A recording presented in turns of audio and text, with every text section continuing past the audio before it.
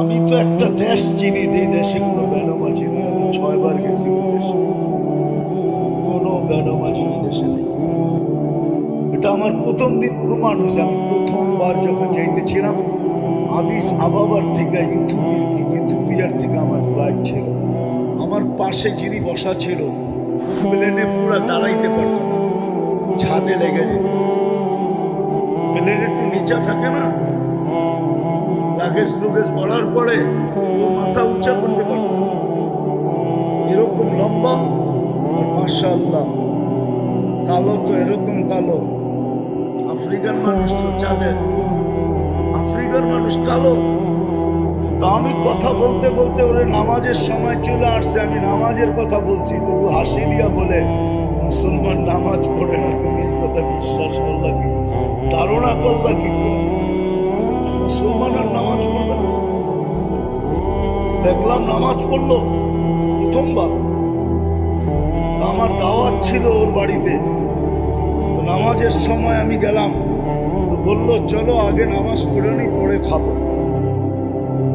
তারপর আমি 6 বারে ওদেরকে পরীক্ষা করছি, বিলকুল টপ টু বটন, প্রেসিডেন্ট থেকে নিয়া, সেনা প্রধান থেকে নিয়া, নিচের আমলা পর্যন্ত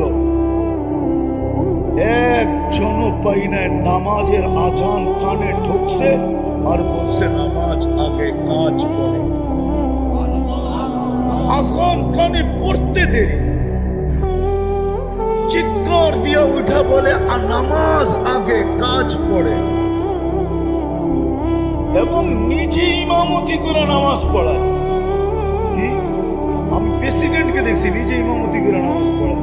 আর কেরাত শুনলে আমাদের দেশের কারীরাও কইব কেরাত এত সুন্দর, কেরাত হদর এত সুন্দর পড়ে। তো মেরে দোস্ত, আমরা কি একটা ইউনিয়ন বানাইতে পারবো না? পারবো না? একটা মহল্লা পারবো না? এই জন্য বলতেছি সাহায্য ওই পর্যন্ত আসবে। ইহুদিরা এখন একটা স্লোগান দেয়, কি জানেন? এটা আমাদের হুজুররা জানে না, কেননা হিব্রু ভাষায় দেয় তো, এই জন্য আমাদের হুজুররা এটা বোঝে না। ওরা একটা স্লোগান দেয়, ইদান নাহনু ফিল আমান দাম্মিরুল মুসলিমিনা কাইফা তুদাম্মিরু কাইফা তুরিদুনা আন তুদাম্মিরু। আমরা এখনো নিরাপদ, বিদায় তোমাদের যেমন ইচ্ছা তেমন মুসলমানদেরকে মাটির সাথে মিশাও। কেন ওরা নিরাপদ জানেন? এটা ওদের কিতাবে লেখা।